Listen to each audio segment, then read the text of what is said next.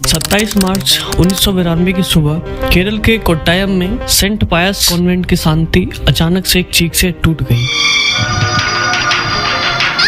हुआ यूं कि वहाँ पे रहने वाली एक 21 साल की युवा सिस्टर जिनका नाम अव्या था, जो अपनी पढ़ाई में बहुत ही होशियार थी और अपने सपनों से भरी थी, अचानक कॉन्वेंट के कुएं में मृत पाई गई। पहली नजर में यह आत्महत्या लग रही थी, लेकिन क्या सचमुच ऐसा ही था या इस मौत के पीछे कोई गहरा काला राज छिपा था?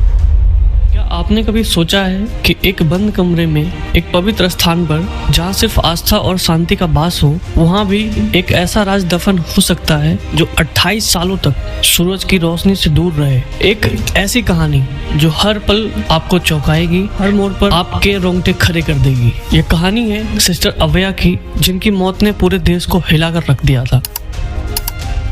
न्याय के लिए एक ऐसी लड़ाई शुरू हुई जो दशकों तक चली। दरअसल उस दिन सुबह सिस्टर अव्या लगभग 4 बजे के आसपास पानी लेने के लिए किचन में गई थी, लेकिन वो वापस नहीं लौटी। सुबह जब उनकी साथी सिस्टर ने उन्हें ढूंढा तो उनकी चप्पलें और पानी की बोतल कुएं के पास मिली और फिर कुएं के अंदर मिला उनका बेजान शरीर। पुलिस तुरंत मौके पर पहुंची और शुरुआती जांच में इसे आत्महत्या करार दे दिया गया, लेकिन कुछ सवाल थे जिनके जवाब किसी के पास नहीं थे। सिस्टर अव्या के शरीर पर चोट के निशान क्यों थे? क्या उन्हें कोई कुएं में धकेल सकता था? कॉन्वेंट के भीतर हुई इस मौत ने कई लोगों को बेचैन कर दिया। सिस्टर अव्या के परिवार ने आत्महत्या की बात मानने से इनकार कर दिया और उन्होंने जांच की मांग करी। उनका कहना था यह एक साजिश है जिसमें हत्या को छिपाने की कोशिश की जा रही है। हालांकि स्थानीय पुलिस ने मामले की जांच बंद कर दी थी, लेकिन जनता का दबाव बढ़ता गया। फिर जाकर यह मामला क्राइम ब्रांच को सौंपा गया, लेकिन वहाँ भी कुछ खास नहीं हुआ। ऐसा लग रहा था मानो कोई अदृश्य शक्ति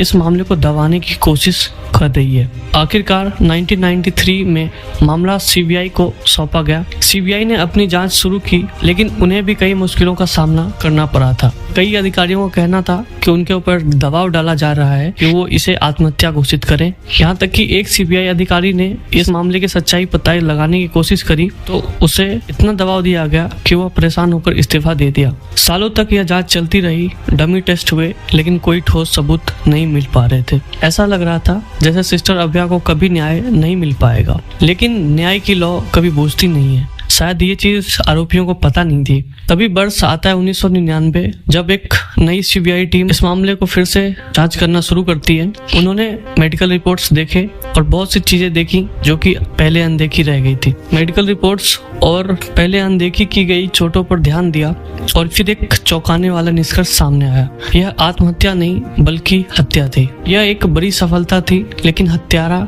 कौन था इस चीज का पता लगाना अभी भी बाकी था। कहानी में सबसे बड़ा मोड़ 2007 में आता है, जब एक चोर जिसका नाम अडक्का राजू था, वह उस रात कॉन्वेंट में चोरी के इरादे से घुसा था, लेकिन अचानक जब उसने वो मंजर देखा तो वो वहाँ से चुपचाप भाग गया।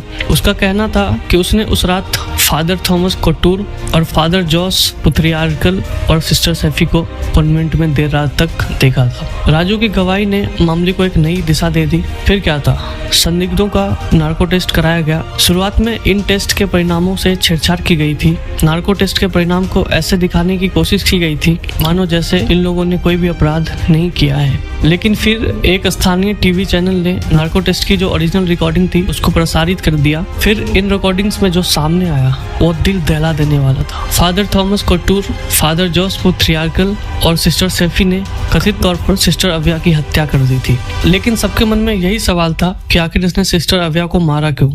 जब नार्को टेस्ट कंप्लीट हुआ तो उससे ये चीज सामने आया, जब उस रात सिस्टर अव्या किचन में पानी पीने के लिए गई थी, तभी उन्हें फादर थॉमस कोटूर और सिस्टर सैफी आपत्तिजनक स्थिति में वहाँ पे दिखी थी, जिसे देखने के बाद सिस्टर अव्या बहुत तेज से चिल्लाई। इसी चीज से डरकर सिस्टर सैफी और फादर थॉमस कोटूर ने उस पर जानलेवा हमला किया और सिस्टर अव्या की हत्या कर उसे आत्महत्या दिखाने की कोशिश की गई। सच्चाई इतनी कड़वी और चौंकाने वाली थी कि किसी ने सोचा नहीं था। 28 साल की लंबी लड़ाई के बाद आखिरकार न्याय मिला और 2020 में फादर थॉमस कोटूर और सिस्टर सैफी को सिस्टर अव्या की हत्या का दोषी पाया गया और उन्हें आजीवन कारावास की सजा सुनाई गई। यह एक ऐसी जीत थी जिसने दिखाया कि देर से ही सही, लेकिन न्याय जरूर मिलता है। सिस्टर अव्या का मामला हमें सिखाता है कि सच्चाई कितनी भी गहरी क्यों ना दफन हो, लेकिन एक दिन वह सामने जरूर आती है। यह उन सभी लोगों की कहानी है जिन्होंने न्याय के लिए संघर्ष किया और उन सभी पीड़ितों की आवाज है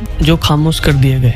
आशा करता हूँ ये वीडियो आपको पसंद आया होगा। आप अपने विचार मुझे कमेंट बॉक्स में जरूर बताएं। मिलते हैं नई वीडियो में।